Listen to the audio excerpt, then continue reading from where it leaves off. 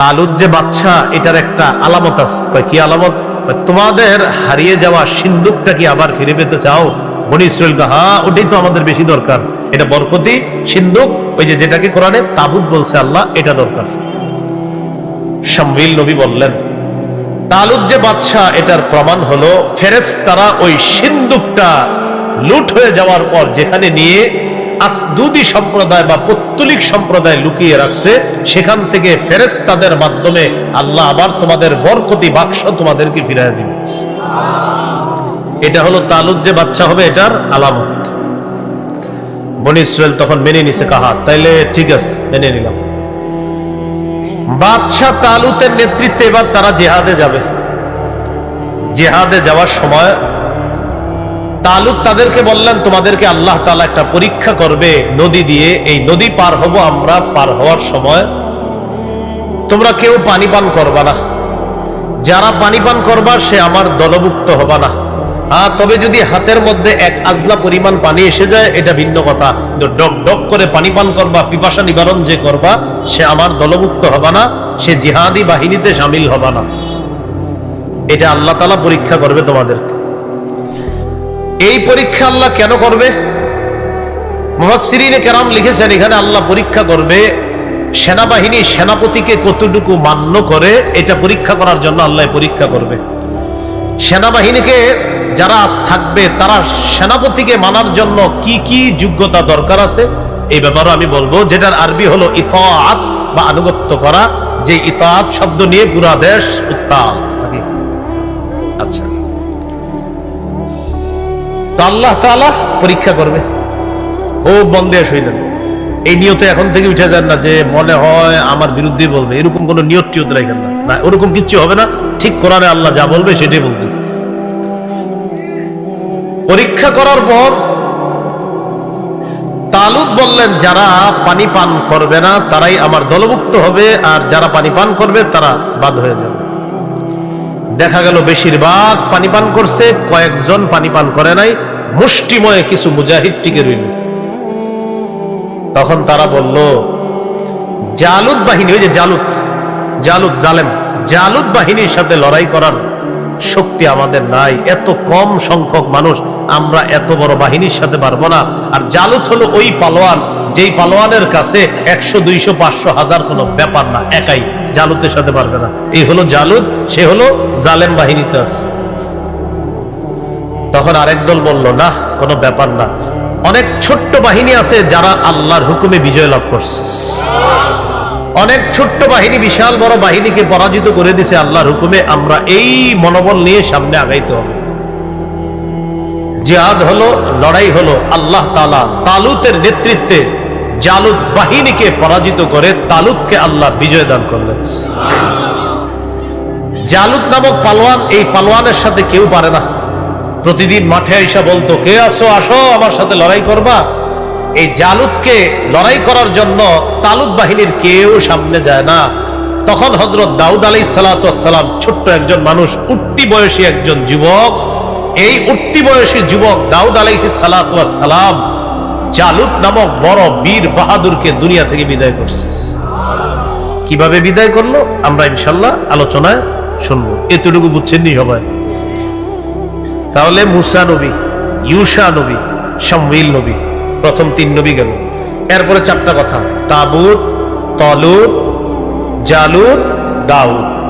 তালুত আপনার তাবুত সিন্দুক, তালুত বাদশা, জালুত জালেম, দাউদ আলাইহিস সালাতু ওয়াস সালাম। আল্লাহ তাআলা সূরা বাকারার 246 নম্বর আয়াতে বলেন, আলাম তারা ইলাল মালাই মিন বানি ইসরাঈলা মিন বা'দি মূসা। নবী, আপনি কি চিন্তা করেননি মুসা আলাইহিস সালাতু ওয়াস সালামের পর বনি ইসরাঈলের ওই মানুষগুলোকে নিয়ে কি আপনি চিন্তা করেন নাই? কোন মানুষগুলো? ইয ক্বালু লিনাবিয়্যিন লাহুম বা'স লানা মালিকান নুকাতিল ফি সাবিলিল্লাহ। যারা তাদের নবী শামউইল আলাইহিস সালাতু ওয়াস সালামকে বললেন, ও শামউইল নবী হইছে কিভাবে? তাহলে আবার বলে ফেলি, মুসা নবী ইন্তেকাল করলেন, ইউশাকে আল্লাহ নবুয়ত দান করলেন, তিনি জিহাদ করে ফিলিস্তিন উদ্ধার করলেন। ফিলিস্তিনের বিভিন্ন এলাকার দায়িত্বে দিলেন বিচারকদেরকে, ওই যুগকে বিচারকদের যুগ বলা হয়। ইউশা নবী বিদায় নিলেন, বিচারকদের এই শাসন ব্যবস্থা অন্যান্য মানুষ মেনে নিতে পারল না। চারদিক থেকে আক্রমণ করতে করতে পৌত্তলিক সম্প্রদায় আক্রমণ করে ফিলিস্তিনকে কাবু করে ফেলে, বিচারকদেরকে পরাজিত করে।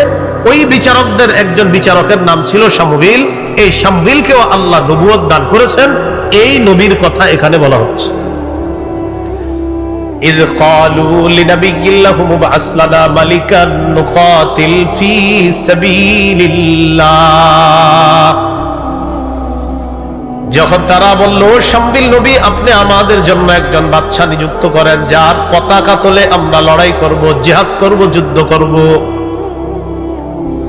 قال هل عسيتم إن كتب عليكم القتال ألا تقاتلوا, শামবিল নবী বললেন এটা অসম্ভব না যে জিহাদ ফরজ করার পর তোমরা জিহাদ করবা না, এটা অসম্ভব না, কারণ তোমাদেরকে জানা আছে, চিনা আছে, মুসা নবীর সাথেও তোমরা এরকম উল্টাপাল্টা করছো।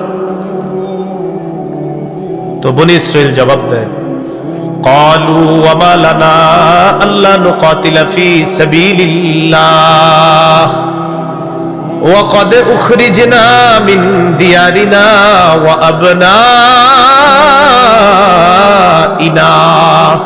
আমাদের কি হলো যে আমরা আল্লাহর রাস্তায় জিহাদ করব না, অথচ আমাদেরকে আমাদের ঘর বাড়ি থেকে বের করে দেওয়া হয়েছে, আমাদের সন্তানদের থেকে আমাদেরকে আলাদা করা হয়েছে। কি বলেন আপনি শামবিল নবী, জিহাদ ফরজ করা হলে আমরা অবশ্যই জিহাদ করব। এটা বনি ইসরাইল জবাব দিল, কথা যে আমরা জিহাদ করব না, আমাদেরকে ঘর বাড়ি ছাড়া করা হয়েছে, আমরা জিহাদ করব না তো কারা করবে? আমাদের ঘর বাড়ি ফেরত চাই, আমাদের ফিলিস্তিন ফেরত চাই, আমাদের বাইতুল মুকাদ্দাস ফেরত চাই, অবশ্যই আমরা লড়াই করব। যেই মাত্র জিহাদ ফরজ হয়েছে বেশিরভাগ পিছনে হটলো, না হুজুর আপনারা যান, আমরা ঘরে আছি। উবাইলের ওলামায়ে কেরাম ডাকছে যে ইনশাআল্লাহ আগামীকাল সোহরাওয়ার্দী উদ্যানে যেতে হবে। তো আব্বা আম্মা ঘরে নিয়ে কয় হুজুরে যাইলে যাক, তুই ঘরে বসে থাক। এমনি কিন্তু হাত তুলছিল সবাই যে আমরাও যাবো, সবাই হাত তুলছে, সবাই কি তুলছে? ওলামায়ে কেরামদেরকে হাত তুলে দেখাইছে, হুজুর ইনশাআল্লাহ আপনি সামনে থাকেন, আমরা পিছনে আছি, আপনি পিছনে তাকায় দেখেন না আছি কিনা, কিন্তু আপনি সামনে থাকেন। বনি ইসরাইল বলল শামবিল নবীকে জিহাদ ফরজ করলে আমরা সবাই থাকবো। যেই মাত্র ফরজ করছে, আমগো তো একটু ওজোর আছে, সমস্যা আছে, বেশিরভাগ পিছু হটলো, সামান্য কিছু মানুষ টিকলো। মনে রাখবেন ওই সামান্য মানুষগুলাই জান্নাতি হয়। তো আল্লাহ তাআলা বলেন আল্লাহু আলিমুম বিজ-জালিমিন, জালেমদের ব্যাপারে আল্লাহ সম্যক অবগত, সবচেয়ে বেশি জানেন আল্লাহ। জিহাদ ফরজ হওয়ার আগে যারা বলছে জিহাদ ফরজ হইলে আমরা জিহাদ করব, যেই মাত্র ফরজ হলো যারা ভেগে গেল, আল্লাহর ভাষায় তারা জালেম। তারা কি জালেম? এখন এখানে কথা হলো আপনাদের জিহাদের নিয়ত আসেনি সবার? জিহাদের নিয়ত না থেকে যদি কেউ মারা যান মুনাফিকি মৃত্যু হবে। রাসূলুল্লাহ সাল্লাল্লাহু আলাইহি সাল্লাম বলেন মান মাতা ওয়া লাম ইউজাহিদ ফি সাবিলিল্লাহ আও লাম ইউহাদ্দিস ফি নাফসিহি মাতা আলা শু'বাতিন মিনান নিফাক, কেউ যদি মারা যায় আল্লাহর রাস্তায় জিহাদ না করে অথবা জিহাদের সংকল্প না রেখে যদি মারা যায়, সে মুনাফিকি মৃত্যুবরণ করবে। রাসূলুল্লাহ সাল্লাল্লাহু আলাইহি সাল্লাম বলেন মান কাতালা ফি সাবিলিল্লাহি ফুওয়াকা নাকাতিন ওয়াজাবাত লাহুল জান্নাহ, ওটের দুধ দুইবার পান করলে যতটুকু সময়ের প্রয়োজন, এক ডোব দুই ডুব পান করলে বেশি সময় লাগবে না। নবীজি বলেন এই পরিমাণ যদি কেউ আল্লাহর রাস্তায় লড়াই করে তার জন্য আল্লাহর জান্নাত ওয়াজিব হয়ে যায়। এই পরিমাণ জিহাদের নিয়ত আসেনি সবার? যদি বাংলাদেশের বিজ্ঞ মুফতিরা ফতোয়া দিয়ে ফেলে তখন কি এরকম হবে? তাবুত, তালুত, জালুত, দাউদ। তাবুত মানে হলো সিন্দুক, তালুত একজন বাদশার নাম, জালুত একজন জালেমের নাম, দাউদ একজন নবীর নাম। তাহলে মুসা, ইউশা, শামুইল তিনজন নবীর নাম বললাম। এরপরে চারটি কথা বললাম, তাবুত, তালুত, জালুত, দাউদ। তাবুত অর্থ হলো সিন্দুক। তাবুত অর্থ কি? সিন্দুক। আলোচনার সার সংক্ষেপ হলো এই, মুসা আলাইহিস সালাতু ওয়াস সালাম তার বাহিনী নিয়ে ফেরাউন বাহিনী থেকে যখন মুক্ত হলেন, আল্লাহ যখন তাদেরকে উদ্ধার করলেন, উদ্ধার করার পর মুসা আলাইহিস সালাতু ওয়াস সালাম লক্ষ্য করলেন ফিলিস্তিন বাইতুল মুকাদ্দাস এক সম্প্রদায়ের দখলে আছে, যে সম্প্রদায়ের নাম হলো আমালিকা। আমালিকা সম্প্রদায়ের দখলে আছে ফিলিস্তিন বাইতুল মুকাদ্দাস। এই ফিলিস্তিনকে মুক্ত করার জন্য, জালেমদের জুলুম থেকে হেফাজত করার জন্য মুসা আলাইহিস সালাতু ওয়াস সালাম বনী ইসরাইল সম্প্রদায়ের সাথে পরামর্শ করে বললেন,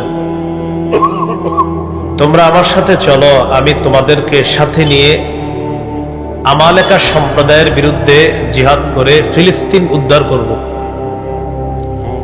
মুসা আলাইহিস সালাতু ওয়াস সালামের জাতি জবাব দিলেন, আপনি আর আপনার রব যা যুদ্ধ করেন, আপনি আর আপনার রব আল্লাহ গিয়ে যুদ্ধ করেন। ফাযহাব আনতা ওয়া রাব্বুকা ফাকাতিলা, আপনি আর আপনার রব যান, ফাকাতিলা, আপনারা দুইজনে লড়াই করেন।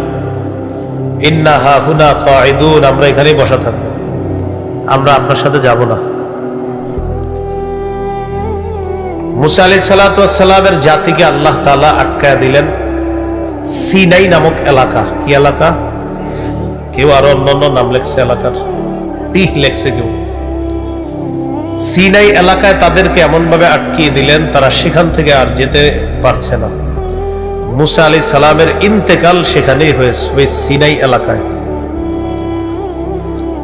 ইন্তেকাল হওয়ার পর মুসা আলাইহিস সালাতু ওয়াস সালামের খাদেম যিনি ছিলেন ইউশা, আল্লাহ তাআলা মুসা নবীর খাদেমকে নবী বানায়া দিলেন। ইউশা আলাইহিস সালাতু ওয়াস সালাম নবী হওয়ার পর তিনি একদল মুজাহিদকে বুঝিয়ে শুনিয়ে তাদেরকে নিয়ে আমালেকা সম্প্রদায় যারা ফিলিস্তিন দখল করে আছে তাদের বিরুদ্ধে লড়াই করলেন, জিহাদ করলেন। আল্লাহ তাআলা জিহাদে ইউশা নবীকে বিজয় দান করলেন। ফিলিস্তিন দখল করলেন ইউশা আলাইহিস সালাতু ওয়াস সালাম। ফিলিস্তিন দখল করার পর ইউশা নবীর তত্ত্বাবধানে মানুষগুলা চলে। ইউশা আলাইহিস সালাতু ওয়াস সালাম মানুষকে দিক নির্দেশনা প্রদান করেন। বিভিন্ন এলাকার দায়িত্বশীল যারা বিভিন্ন এলাকায় কাজ করবে, যেমন আপনাদের এখানে লেখা আছে অনেকে কমিশনার বা সামনে পদপ্রার্থী, এরকম কিন্তু এক এক এলাকার দায়িত্বশীল থাকে। ঈসা আলাইহিস সালাতু ওয়াস সালাম কি করলেন, এই জাতীয় আলাদা কোনো কমিশনার, চেয়ারম্যান বা মেম্বার বা এরকম কিছু না বানায় উনি কি করলেন, উনি বিচারক নিয়োগ করলেন। কি নিয়োগ করলেন? বিচারক। মানে গাজীপুরের একজন বিচারক, এই এলাকার একজন বিচারক, এরকম যেই যেই এলাকায় যত সমস্যার সমাধান করবে বিচারক, ব্যাস উনি এরকম অসংখ্য অগণিত বিচারক উনি নিয়োগ দিলেন। ওই যুগকে বলা হয় বিচারকদের যুগ। কি বলা হয়? হ্যাঁ, বিচারকদের যুগ, মানে বিচারক যারা, তারাই দেশ চালাইত। ইউশা আলাইহিস সালাতু ওয়াস সালাম ইন্তেকাল করলেন, পৃথিবী থেকে তিনি বিদায় নিলেন। বিচারকরাই দেশ পরিচালনা করতেছে। ফিলিস্তিনের আশেপাশে যারা আছে তারা বিষয়টা মেনে নিতে পারছে না। তাদের বক্তব্য হলো এইভাবে দেশ চলতে পারে না। তারা হঠাৎ হঠাৎ ফিলিস্তিনের উপর অতর্কিত হামলা চালায়। হামলা চালাইতে চালাইতে ফিলিস্তিনের আশেপাশে একটা এলাকার কিছু লোক, তাদেরকে পৌত্তলিক সম্প্রদায় বলা হয়, এই পৌত্তলিক সম্প্রদায়ের মানুষগুলা ফিলিস্তিনের উপর হামলা চালিয়ে ফিলিস্তিনকে কাবু করে নিল, বিচারকদেরকেও কাবু করে নিল। শুধু তাই নয়, ওই যে তাবুতের কথা বলছে একটা সিন্দুক, এই সিন্দুকটাও তারা লুট করে নিল। এই সিন্দুকের মধ্যে কি ছিল? মুসা আলাইহিস সালাতু ওয়াস সালামের স্মৃতি ছিল, হারুন আলাইহিস সালামের স্মৃতি ছিল, আল্লাহ প্রদত্ত কিছু নিয়ামত ছিল এই সিন্দুকের মধ্যে। তাওরাত কিতাবের একটা কপি ছিল এই সিন্দুকের মধ্যে। জিহাদের ময়দানে এই সিন্দুকটা সামনে রাইখা জিহাদ করলে আল্লাহ তাআলা ওটার কারণে তাদেরকে প্রচুর বরকত দান করতেন। এই সিন্দুক লুট করে নিয়ে গেল পৌত্তলিক সম্প্রদায়। তাহলে এখানে বুঝার আছে, পৌত্তলিকরা হামলা চালাইলো, ফিলিস্তিনকে কাবু করলো, বিচারকদেরকে কাবু করলো। বনী ইসরাইলের বরকতি সিন্দুক, সেই সিন্দুককে তারা লুট করে নিয়ে গেল। বিচারকদের মধ্যে একজন বিচারকের নাম হলো শামউইল। কি নাম? আল্লাহ তাআলা এই শামউইল যে তাকে নবুয়ত দান করলেন, এই হলো শামউইল আলাইহিস সালাতু ওয়াস সালাম। শামউইল আলাইহিস সালাতু ওয়াস সালাম নবী হওয়ার পরেও তার যুগেও প্রচুর অত্যাচার, জুলুম, নির্যাতন চলতো আশেপাশে। দেশ ততটা যে সুন্দর চলতো বিষয়টা এমন না।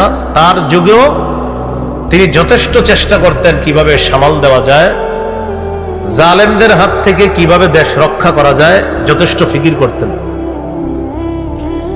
বনী ইসরাইল সম্প্রদায় শামউইল নবীর কাছে একটা আবদার জানাইলেন, আপনি এক কাজ করেন, আমাদের জন্য একজন বাদশা নিয়োগ করেন, একজন শাসক নিয়োগ করেন, একজন আমির নিয়োগ করেন, যার পতাকা তলে আমরা জিহাদ করব, যুদ্ধ করব, লড়াই করব, এমন একজন শাসক আপনি নিয়োগ করেন। এই কথা বলার পর শামউইল আলাইহিস সালাতু ওয়াস সালাম বললেন, তোমাদের জন্য শাসক নিয়োগ করার পর তোমরা কি জিহাদ করবা? হ্যাঁ, আমরা জিহাদ করব। শামউইল নবী বললেন, আমার তো আশঙ্কা হয় তোমাদের উপর জিহাদ যদি ফরজ করা হয় তখন তোমরা অনেকেই বলবা আমরা জিহাদ করব না, এটা আমার আশঙ্কা হচ্ছে। বাস্তবিক অর্থেই যখন জিহাদ ফরজ করা হলো তখন তাদের বেশিরভাগই কেটে বলল ধুর, আমরা জিহাদ করব না। স্বল্প সংখ্যক লোক জিহাদে যাওয়ার জন্য রাজি হলো। রয়ে গেল জিহাদের আমিরত্ব কে করবে, আমির হবে কে, নেতৃত্ব দিবে কে? শামউইল নবীকে বললেন, একজন আমির নিযুক্ত করে দেন আপনি। শামউইল নবী আল্লাহর কাছে দোয়া করলেন, আল্লাহ একজন বাদশা নিয়োগ করে দেন। আল্লাহ তাআলা তার দোয়া কবুল করে তালুত নামে একজন বাদশা আল্লাহ তাআলা নিয়োগ করলেন। কি নাম? তালুত। এই হলো তালুত। তালুতকে নিয়োগ করার পর বনী ইসরাইল সম্প্রদায় তালুতকে বাদশা হিসাবে মেনে নিতে চায় না, তার রাজত্ব মেনে নিতে চায় না। যুক্তি বলো, তালুতকে কোন বুঝে আপনি বাদশা বানাইলেন? তার কি যোগ্যতা আছে? আমরা থাকতে ওরে আপনি কোত্থেকে পাইলেন? এরকম তালুত নামে একজনকে আপনি বাদশা বানায় দিলেন। বাদশাহীর যোগ্যতা আমাদের বেশি। এটা কে বলল? বনী ইসরাইল। সাথে সাথে তারা যুক্তি দিল, তালুতের তো তেমন টাকা পয়সা নাই, টাকা পয়সা ছাড়া সে আবার বাদশা হয় কিভাবে? তার মানে তাদের যুক্তি, টাকা পয়সা হলে নেতৃত্বে আসা যায়, ক্ষমতায় আসা যায়, যেটা আমাদের বর্তমান সমাজেরও একটা যুক্তি।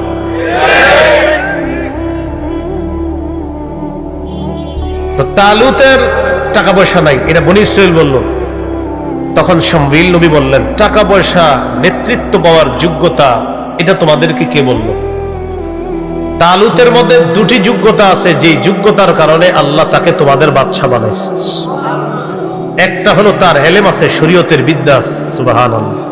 কিসের বিদ্যা? শরীয়তের বিদ্যা।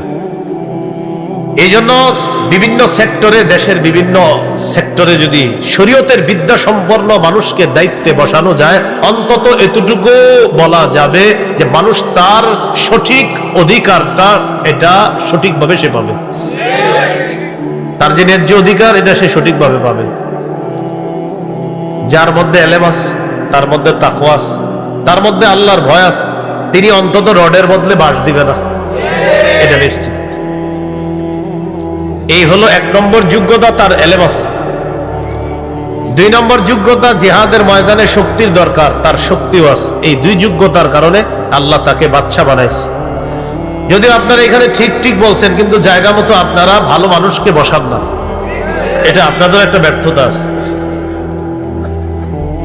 বলছিলাম দুই যোগ্যতার কারণে আল্লাহ তালুতকে বাদশা বানাইছে। একটা হলো এলেম, আর একটা হলো জিহাদের ময়দানে তার শক্তি দরকার, তার দৈহিক শক্তি আছে। মাশাআল্লাহ।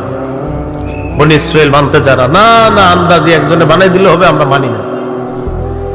তখন শামউইল নবী বললেন, তালুত যে বাদশা, এটার একটা আলামত আছে। কি আলামত? তোমাদের হারিয়ে যাওয়া সিন্ধুকটা কি আবার ফিরে পেতে চাও? বনি ইসরাইল হ্যাঁ, ওটাই তো আমাদের বেশি দরকার। এটা বরকতি সিন্ধুক, ওই যে যেটাকে কোরআনে তাবুত বলছে আল্লাহ, এটা দরকার। শামউইল নবী বললেন, তালুত যে বাদশাহ, এটার প্রমাণ হলো ফেরেশতারা ওই সিন্ধুকটা লুট হয়ে যাওয়ার পর যেখানে নিয়ে আসদুদি সম্প্রদায় বা পৌত্তলিক সম্প্রদায় লুকিয়ে রাখছে, সেখান থেকে ফেরেশতাদের মাধ্যমে আল্লাহ আবার তোমাদের বরকতি বাক্স তোমাদেরকে ফিরিয়ে দিবে। এটা হলো তালুত যে বাদশা হবে, এটার আলামত। বনি ইসরাইল তখন মেনে নিছে, কাহা তাইলে ঠিক আছে, মেনে নিলাম। বাদশা তালুতের নেতৃত্বে এবার তারা জিহাদে যাবে। জিহাদে যাওয়ার সময় তালুত তাদেরকে বললেন, তোমাদেরকে আল্লাহ তাআলা একটা পরীক্ষা করবে নদী দিয়ে, এই নদী পার হব আমরা, পার হওয়ার সময় তোমরা কেউ পানি পান করবা না, যারা পানি পান করবা সে আমার দলভুক্ত হবা না। তবে যদি হাতের মধ্যে এক আজলা পরিমাণ পানি এসে যায় এটা ভিন্ন কথা, ডক ডক করে পানি পান করবা, পিপাসা নিবারণ যে করবা সে আমার দলভুক্ত হবা না, সে জিহাদি বাহিনীতে শামিল হবা না। এটা আল্লাহ তাআলা পরীক্ষা করবে তোমাদের। এই পরীক্ষা আল্লাহ কেন করবে? মুফাসসিরিনে কেরাম লিখেছেন, এখানে আল্লাহ পরীক্ষা করবে সেনাবাহিনী সেনাপতিকে কতটুকু মান্য করে, এটা পরীক্ষা করার জন্য আল্লাহ পরীক্ষা করবে। সেনাবাহিনীকে যারা থাকবে তারা সেনাপতিকে মানার জন্য কি কি যোগ্যতা দরকার আছে এই ব্যাপারে আমি বলবো, যেটার আরবি হলো ইতাআত বা আনুগত্য করা, যে ইতাআত শব্দ নিয়ে পুরা দেশ উত্তাল। আচ্ছা, তো আল্লাহ তাআলা পরীক্ষা করবে। ও বন্দে শুনলেন, এই নিয়তে এখন থেকে উঠে যান না যে মনে হয় আমার বিরুদ্ধে বলবে, এরকম কোন নিয়ত টিয়ত রাখেন না, ওরকম কিচ্ছু হবে না। ঠিক কোরআনে আল্লাহ যা বলবে সেটাই বলতেছে। পরীক্ষা করার পর তালুত বললেন, যারা পানি পান করবে না তারাই আমার দলভুক্ত হবে, আর যারা পানি পান করবে তারা বাদ হয়ে যাবে। দেখা গেল বেশিরভাগ পানি পান করছে, কয়েকজন পানি পান করে নাই, মুষ্টিময় কিছু মুজাহিদ টিকে রইল। তখন তারা বলল, জালুত বাহিনী, ওই যে জালুত, জালুত জালেম, জালুত বাহিনীর সাথে লড়াই করার শক্তি আমাদের নাই, এত কম সংখ্যক মানুষ, আমরা এত বড় বাহিনীর সাথে পারবো না। আর জালুত হলো ওই পালোয়ান, যেই পালোয়ানের কাছে 100, 200, 500, 1000 কোনো ব্যাপার না, একাই জালুতের সাথে পারবে না। এই হলো জালুত, সে হলো জালেম বাহিনীতে আছে। তখন আরেক দল বলল, না কোনো ব্যাপার না, অনেক ছোট্ট বাহিনী আছে যারা আল্লাহর হুকুমে বিজয় লাভ করছে। অনেক ছোট্ট বাহিনী বিশাল বড় বাহিনীকে পরাজিত করে দিয়েছে আল্লাহর হুকুমে, আমরা এই মনোবল নিয়ে সামনে আগাইতে হবে। জিহাদ হলো, লড়াই হলো, আল্লাহ তাআলা তালুতের নেতৃত্বে জালুত বাহিনীকে পরাজিত করে তালুতকে আল্লাহ বিজয় দান করলেন। জালুত নামক পালোয়ান, এই পালোয়ানের সাথে কেউ পারে না। প্রতিদিন মাঠে আইসা বলতো, কে আসো আসো আমার সাথে লড়াই করবা। এই জালুতকে লড়াই করার জন্য তালুত বাহিনীর কেউ সামনে যায় না। তখন হযরত দাউদ আলাইহিস সালাতু ওয়াস সালাম, ছোট্ট একজন মানুষ, উঠতি বয়সী একজন যুবক, এই উঠতি বয়সী যুবক দাউদ আলাইহিস সালাতু ওয়াস সালাম জালুত নামক বড় বীর বাহাদুরকে দুনিয়া থেকে বিদায় করছে। কিভাবে বিদায় করলো আমরা ইনশাআল্লাহ আলোচনায় শুনবো, এতটুকু বুঝছেননি সবাই? তাহলে মুসা নবী, ইউশা নবী, শামউইল নবী, প্রথম 3 নবী গেল। এরপরে 4টা কথা, তাবুত, তালুত, জালুত, দাউদ। তালুত আপনার তাবুত সিন্ধুক, তালুত বাদশা, জালুত জালেম, দাউদ আলাইহিস সালাতু ওয়াস সালাম। আল্লাহ তাআলা সূরা বাকারার 246 নম্বর আয়াতে বলেন, আলাম তারা ইলাল মালাই মিন বানি ইসরাঈলা মিন বা'দি মূসা। নবী আপনি কি চিন্তা করেননি মুসা আলাইহিস সালাতু ওয়াস সালামের পর বনি ইসরাঈলের ওই মানুষগুলোকে নিয়ে কি আপনি চিন্তা করেন নাই? কোন মানুষগুলো? ইয ক্বালু লিনাবিয়্যিন লাহু মুবআস লানা মালিকান নুকাতিল ফি সাবিলিল্লাহ, যারা তাদের নবী শামউইল আলাইহিস সালাতু ওয়াস সালামকে বললেন, ও শামউইল। শামউইল নবী হইছে কিভাবে? তাহলে আবার বলে ফেলি, মুসা নবী ইন্তেকাল করলেন, ইউশাকে আল্লাহ নবুয়ত দান করলেন, তিনি জিহাদ করে ফিলিস্তিন উদ্ধার করলেন। ফিলিস্তিনের বিভিন্ন এলাকার দায়িত্বে দিলেন বিচারকদেরকে। ওই যুগকে বিচারকদের যুগ বলা হয়। ইউসা নবী বিদায় নিলেন।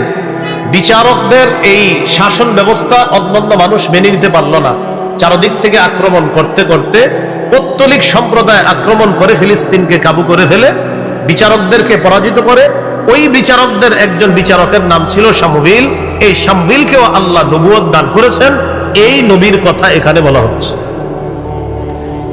إذ قالوا لنبي لهم ابعث لنا ملكا نقاتل في سبيل الله, যখন তারা বলল শামবিল নবী আপনি আমাদের জন্য একজন বাদশা নিযুক্ত করেন যার পতাকা তলে আমরা লড়াই করব, জিহাদ করব, যুদ্ধ করব। قال هل عسيتم إن كتب عليكم القتال ألا تقاتلوا, শামবিল নবী বললেন এটা অসম্ভব না যে জিহাদ ফরজ করার পর তোমরা জিহাদ করবা না, এটা অসম্ভব না, কারণ তোমাদেরকে জানা আছে, চিনা আছে, মুসা নবীর সাথেও তোমরা এরকম উল্টাপাল্টা করছো। তো বনী ইসরাইল জবাব দেয় ক্বালু ওয়া মা লানা আল্লা নুকাতিলা ফি সাবিলিল্লাহ ওয়া ক্বাদ উখরিজনা মিন দিয়ারিনা ওয়া আবনাইনা, আমাদের কি হলো যে আমরা আল্লাহর রাস্তায় জিহাদ করব না, অথচ আমাদেরকে আমাদের ঘর বাড়ি থেকে বের করে দেওয়া হয়েছে, আমাদের সন্তানদের থেকে আমাদেরকে আলাদা করা হয়েছে। কি বলেন আপনি শামবিল নবী? জিহাদ ফরজ করা হলে আমরা অবশ্যই জিহাদ করব। এটা বনী ইসরাইল জবাব দিল। কথা যে আমরা জিহাদ করব না, আমাদেরকে ঘর বাড়ি ছাড়া করা হয়েছে, আমরা জিহাদ করব না তো কারা করবে? আমাদের ঘর বাড়ি ফেরত চাই, আমাদের ফিলিস্তিন ফেরত চাই, আমাদের বাইতুল মুকদ্দাস ফেরত চাই, অবশ্যই আমরা লড়াই করব। যেই মাত্র জিহাদ ফরজ হয়েছে বেশিরভাগ পিছনে হটলো না, হুজুর আপনারা যান, আমরা ঘরে আসছি। উবাইলের ওলামায়ে কেরাম ডাকছে যে ইনশাআল্লাহ আগামীকাল সোহরাওয়ার্দী উদ্যানে যেতে হবে। তো আব্বা আম্মা ঘরে নিয়ে কয় হুজুরে যাইলে যা, তুই ঘরে বসে থাক।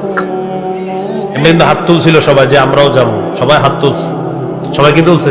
ওলামায়ে কেরামদেরকে হাত তুলে দেখাইছে, হুজুর ইনশাআল্লাহ আপনি সামনে থাকেন, আমরা পিছনে আছি, আপনি পিছনে তাকায় দেখেন না আছি কিনা, কিন্তু আপনি সামনে থাকেন। বনী ইসরাইল বলল শামবিল নবীকে জিহাদ ফরজ করলে আমরা সবাই থাকবো। যেই মাত্র ফরজ করছে আমগত একটু ওজোর আছে, সমস্যা আছে, বেশিরভাগ পিছু হটলো, সামান্য কিছু মানুষ টিকলো। মনে রাখবেন ওই সামান্য মানুষগুলাই জান্নাতি হয়। তো আল্লাহ তাআলা বলেন আল্লাহু আলিমুম বিজ-জালিমিন, জালেমদের ব্যাপারে আল্লাহ সম্যক অবগত, সবচেয়ে বেশি জানেন আল্লাহ। জিহাদ ফরজ হওয়ার আগে যারা বলছে জিহাদ ফরজ হইলে আমরা জিহাদ করব, যেই মাত্র ফরজ হলো যারা ভেগে গেল আল্লাহর ভাষায় তারা জালেম। তারা কি? জালেম। এখন এখানে কথা হলো আপনাদের জিহাদের নিয়ত আসেনি সবার? জিহাদের নিয়ত না থেকে যদি কেউ মারা যান মুনাফিকি মৃত্যু হবে। রাসূলুল্লাহ সাল্লাল্লাহু আলাইহি সাল্লাম বলেন মান মাতা ওয়া লাম ইউজাহিদ ফি সাবিলিল্লাহ আও লাম ইউহাদ্দিস ফি নাফসিহি মাতা আলা শু'বাতিন মিনান নিফাক, কেউ যদি মারা যায় আল্লাহর রাস্তায় জিহাদ না করে অথবা জিহাদের সংকল্প না রেখে যদি মারা যায় সে মুনাফিকি মৃত্যুবরণ করবে। রাসূলুল্লাহ সাল্লাল্লাহু আলাইহি সাল্লাম বলেন মান কাতালা ফি সাবিলিল্লাহি ফুওয়াকা নাকাতিন ওয়াজাবাত লাহুল জান্নাহ, ওটের দুধ দুইবার পান করলে যতটুকু সময়ের প্রয়োজন, এক ডোক দুই ডোক পান করলে বেশি সময় লাগবে না। নবীজি বলেন এই পরিমাণ যদি কেউ আল্লাহর রাস্তায় লড়াই করে তার জন্য আল্লাহর জান্নাত ওয়াজিব হয়ে যায়। এই জিহাদের নিয়ত আসেনি সবার? যদি বাংলাদেশের বিজ্ঞ মুফতিরা ফতোয়া দিয়ে ফেলে তখন কি এরকম হবে? এই যে এটা তাওয়াল্লাউ ইল্লা কালিলাম মিনহুম, তাহলে বলেন ইনশাআল্লাহ, আল্লাহ কবুল করেন, আমিন। এবার তাদের দাবি হলো আমরা জিহাদ করব, শর্ত হলো একজন আমির লাগবে, একজন শাসক লাগবে, যাকে আমরা বাদশাহ মনে করব, আমির মনে করব, যার পতাকা তলে আমরা জিহাদ করব। শামবিল নবীকে আবদার করছিল। এবার শামবিল নবী কি বলে দেখেন وقال لهم نبيهم إن الله قد بعث لكم طالوت ملكا, শামবিল নবী তাদেরকে বললেন নিশ্চয়ই আল্লাহ তাআলা তোমাদের জন্য তালুতকে বাদশা হিসাবে নিয়োগ করছেন। কাকে? তালুত। তালুতকে আল্লাহ তাআলা বাদশা হিসাবে নিয়োগ দিয়েছেন, বাদশা হিসাবে নির্বাচন করেছেন তালুত। বনি ইসরাইল কয় ক্বালু আন্না ইয়াকুনু লাহুল মুলকু আলাইনা ওয়া নাহনু বিল মুলকি ওয়া নাহনু আহাক্কু বিল মুলকি মিনহু ওয়া লাম ইউতা সাআতাম মিনাল মাল। বনি ইসরাইল বলল আন্না ইয়াকুনু লাহুল মুলকু আলাইনা, তার রাজত্ব আমাদের উপর কিভাবে হবে? ওয়া নাহনু আহাক্কু বিল মুলকি মিনহু, তার চেয়ে আমরা বেশি যোগ্য রাজত্বের। অথচ একটু আগে বলছে নবীরে, নবী আপনি যারে রাজা বানায়া দিবেন আমরা তাকেই মানবো। যেই মাত্র নবী বললেন আল্লাহ তালুত নামে একজনকে তোমাদের বাদশা বানাইছে, সেই তারা জবাব দিল তালুতটা আবার কে? কোন তালুত? সে আবার কিসের যোগ্যতায় বাদশা হয়? সে আমাদের উপর কিভাবে বাদশাহী করবে? ধুর, এটা কোনো কথা? বাদশাহীর যোগ্য তার চেয়ে আমরা বেশি।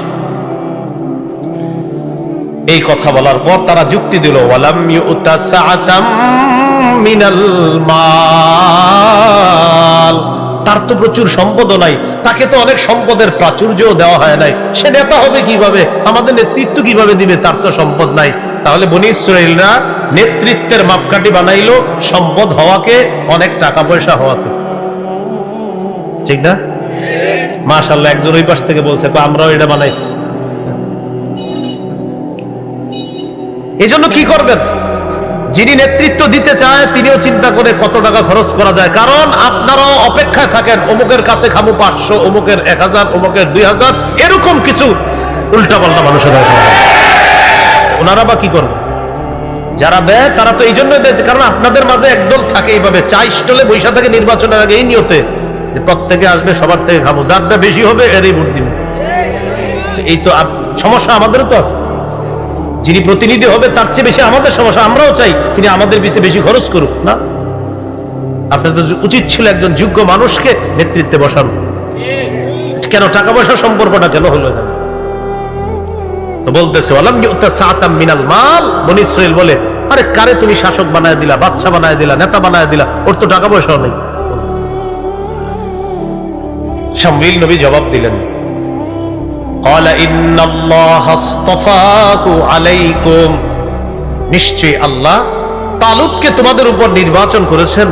ওয়া যাদাহু বাসতান ফিল ইলমি ওয়াল জিসম, আল্লাহ তাআলা তাকে এলেমে এবং শরীরে তোমাদের চেয়ে অনেক বেশি দান করছেন। প্রচুর এলেম দান করছেন, আর হলো তার দৈহিক শক্তি আল্লাহ তাকে দান করেছেন। প্রথমটা হলো প্রচুর এলেম আল্লাহ তাআলা তাকে দান করেছেন। এই জন্য প্রিয় মুসলমান ভাইয়েরা, এখনো আল্লাহওয়ালা যার কলবের মধ্যে এলেম আছে, যার কলবে আল্লাহর ভয় আছে, এই জাতীয় মানুষগুলাকে উচিত আমাদের তাদেরকে বের করে তাদের হাতে আমাদের দায়িত্বটা দিয়ে অন্তত যেন আমরা আমাদের আমানত গুলা সঠিকভাবে পাই, গরিব যেন তার সঠিক আমানতটা তার হাতে পায়। কোরআনের এলেম যার মধ্যে থাকবে, হাদিসের এলেম যার মধ্যে থাকবে, ও কখনো উল্টাপাল্টা করবে না, এটা আমরা বিশ্বাস করি ইনশাআল্লাহ। এই কথা বলার পর তিনি বললেন দেখো এইগুলা বইলা লাভ নাই, ওয়াল্লাহু ইউতি মুলকাহু মাইয়াশা, আল্লাহ যাকে ইচ্ছা তাকে রাজত্ব দান করেন। তার টাকা পয়সা নাই তো কি হয়েছে, আল্লাহ চেয়েছে তাকে রাজত্ব দান করেছেন, এই যুক্তি তোমরা আর দিও না। আল্লাহু ওয়াসিউন আলিম, আল্লাহ প্রচুর দান করেন, আল্লাহ প্রশস্ত দাতা, আল্লাহ প্রাচুর্যের অধিকারী, আলিম, আল্লাহ সর্বজ্ঞানী।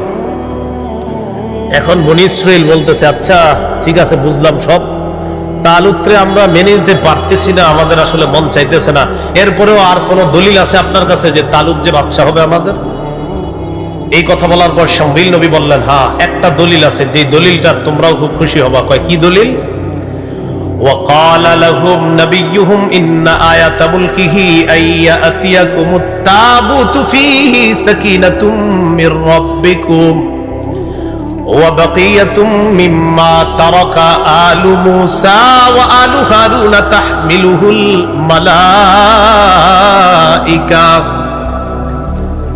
তালুত বাদশা, এই বাদশাহীর আলামত হলো তোমাদের কাছে তোমাদের সিন্দুক ফিরে আসবে, তোমাদের তাবুত, তাবুত মানে সিন্দুক, তোমাদের ওই সিন্দুক ফিরে আসবে। ফিহি সাকিনাতুম মির রাব্বিকুম, যে সিন্দুকের মধ্যে তোমাদের রবের পক্ষ থেকে সাকিনা আছে, প্রশান্তি আছে, নিয়ামত আছে, তাওরাত আছে। ওয়া বাকিয়াতুম মিম্মা তারাকা আলু মুসা ওয়া আলু হারুন, যে সিন্ধুকের মধ্যে মুসা নবীর রেখে যাওয়া অনেক স্মৃতি আছে, হারুন নবীর অনেক স্মৃতি আছে।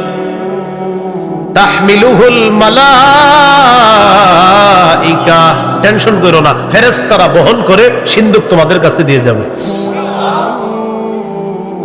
ইন্না ফি যালিকা লাআয়াতাল লাকুম ইন কুনতুম মুমিনিন, যদি তোমরা মুমিন হও এটার মধ্যে তোমাদের জন্য নিদর্শন রয়েছে। আল্লাহর কুদরতে সিন্ধুক যারা লুট করেছিল ওই সম্প্রদায় পত্তলিকদের মধ্যে একটা গোষ্ঠীর নাম ছিল আসদুদি। কি নাম? এই আসদুদি সম্প্রদায় ওই সিন্ধুকটা লুট করে এক জায়গায় লুকিয়ে রাখছিল।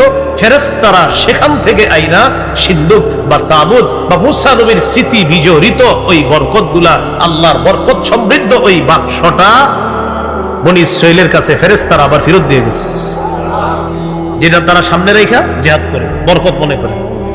তাহলে এখন কি হয়ে গেল? আপনার নেতা পেয়ে গেল, বরকতি সিন্ধুকও পেয়ে গেল, রয়ে গেল জিহাদ। নেতা পাইল তালুতকে, সিন্ধুক পাইল তাবুতকে। নেতা তালুত, সিন্ধুক তাবুত। তাহলে নেতৃত্ব দিবে কে বলেন তো? তালুত।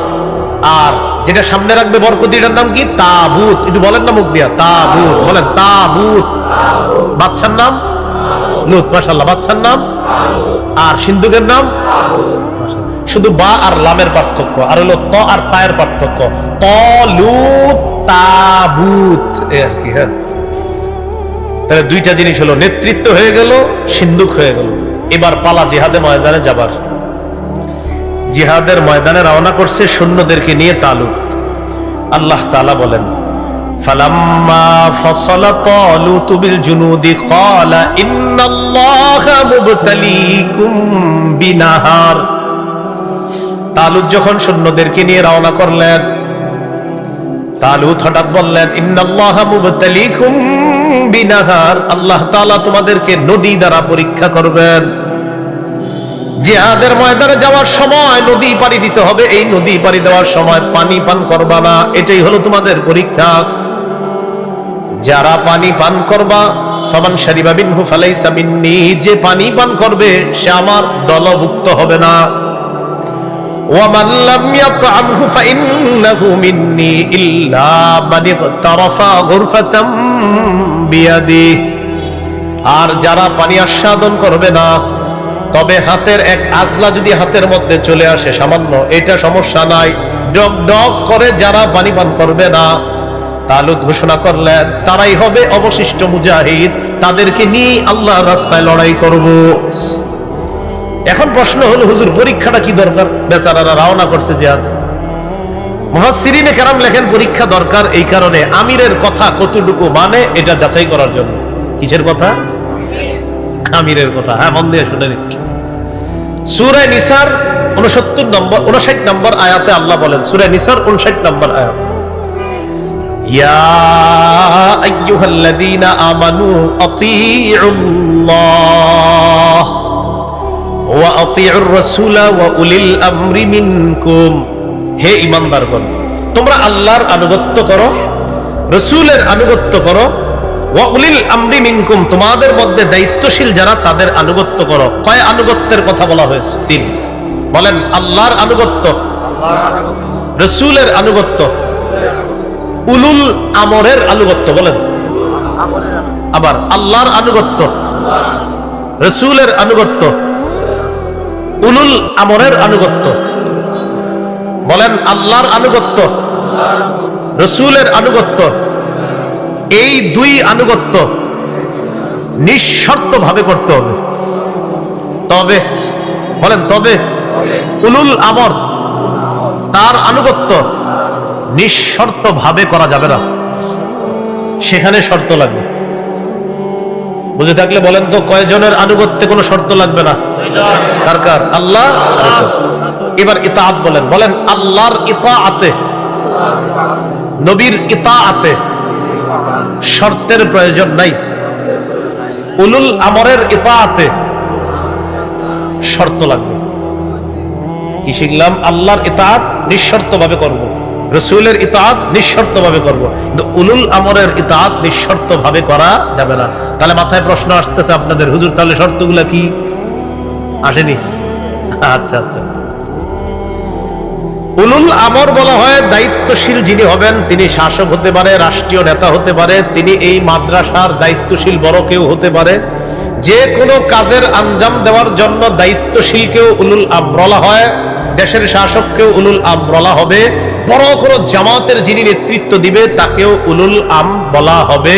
এখন এই বড় জামাতের আমির যিনি হবেন তার উলুল আমরি বা তিনি যে আমির হবেন, আমির হওয়ার পর তার ইতাআত বা তার আনুগত্য করা যাবে কিনা? আমাদের কথা হলো তার আনুগত্য করা যাবে, তবে শর্ত সহ। কি সহ? হ্যাঁ, এবার আমার সাথে বলেন, আল্লাহ এবং রাসূল ছাড়া অন্য যে কোনো কারো আনুগত্য করতে গেলে মৌলিকভাবে তিনটি নীতিমালা জানতে হবে। বুঝে থাকলে বলেন তো, আল্লাহর আনুগত্যে শর্ত আছে, নবীর আনুগত্যে শর্ত আছে। আল্লাহ নবী ছাড়া অন্যের আনুগত্যে মৌলিক কয়টি নীতিমালা লাগবে? তিনটি নীতিমালা লাগবে। বলেন। এক, দায়িত্বশীল ব্যক্তি যতক্ষণ নাফরমানির হুকুম না দিবে ততক্ষণ তার আনুগত্য করা যাবে। কোন নাফরমানির কথা না বললে তার আনুগত্য করা যাবে, এটা প্রথম নীতিমালা। নীতিমালা নাম্বার 2, তাহলে 1 নাম্বার নীতিমালা হলো আল্লাহ রাসূল ছাড়া যার আনুগত্য করব আমরা, এই আনুগত্য যার করব সে কোনো নাফরমানির হুকুম যতক্ষণ না দিবে তার ইতাআত করব, তার আনুগত্য করব। প্রথম নীতিমালা। দ্বিতীয় নীতিমালা হলো যিনি আমাদের দায়িত্বশীল হবেন তার যোগ্যতা হবে দিনদারিতা, আমানতদারিতা, আল্লাহ ভীরুতা। বংশীয় কোনো যোগ্যতা হবে না। হইলে ভালো, বংশীয় যোগ্যতা হইলে ভালো, কিন্তু বংশীয় যোগ্যতা শর্ত না। শর্ত হলো আল্লাহ ভীরুতা, দিনদারিতা, আমানতদারিতা। এটা দ্বিতীয় নীতিমালা। তিনি দেখতে যদি কালো হয়, তিনি যদি গোলামও হয়, তাহলেও তার আনুগত্য করতে হবে, কারণ তিনি আল্লাহকে ভয় করে, তিনি দিনদার। এটা দ্বিতীয় নীতিমালা। নীতিমালা নাম্বার 3, বলেন, কারো অন্ধ অনুকরণ করা যাবে না।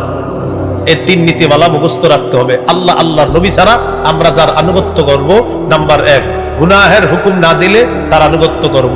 2 নাম্বার, যার আনুগত্য করব তার মাঝে দিনদারিতা থাকতে হবে 100-এ 100। তার বংশীয় পরিচয় ভালো হলে ভালো, আলহামদুলিল্লাহ, সমস্যা নাই, কিন্তু দিনদারিতা তার থাকতেই হবে। 3 নাম্বার, অন্ধ অনুকরণ কারোই করা যাবে না। একমাত্র নিঃশর্ত অনুকরণ করা যায় আল্লাহ আর তার রাসূলের। কয়টা নীতিমালা?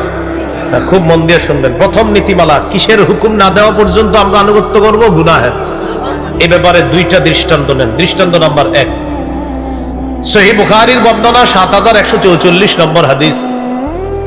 এই হাদিসের বর্ণনাকারী আব্দুল্লাহ ইবনে মাসউদ রাদিয়াল্লাহু তাআলা তিনি বলেন, عن عبد الله بن مسعود رضي الله تعالى عنه عن النبي صلى الله عليه وسلم قال السمع والطاعة على المرء المسلم فيما أحب وكره ما لم يؤمر بمعصية। নবীজি বলেন, মুসলমানের উপর আবশ্যক হলো আমিরের আনুগত্য করা। আমির যা বলবে তা মেনে নেওয়া, চাই আমার পছন্দ হোক অথবা না হোক, আমিরের কথা মান্য করা এটা আমার উপর ওয়াজিব। নবীজি বলছেন। নবী বলেন, কতক্ষণ? মালাম ইউমার বিমাসিয়া, যতক্ষণ আমির গুনাহের নির্দেশ না দিবে, নাফরমানির হুকুম না করবে।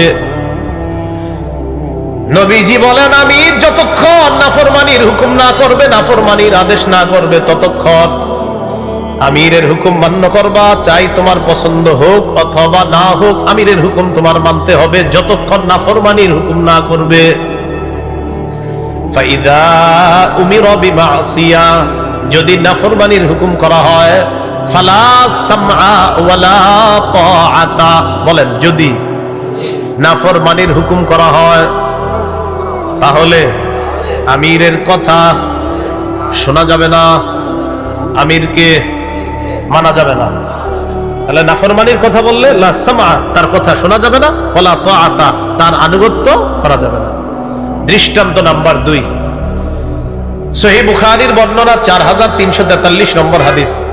এই হাদিসটি বলার পর আপনারা গল্পের মতো মুখস্থ রাইখা আরো 10 জনকে বুঝাইবেন আমার বয়ানের পরে। এই হাদিসটা আগে শোনেন, এটা দিয়ে আরো 10 জনকে বুঝাইতে হবে আপনাদের।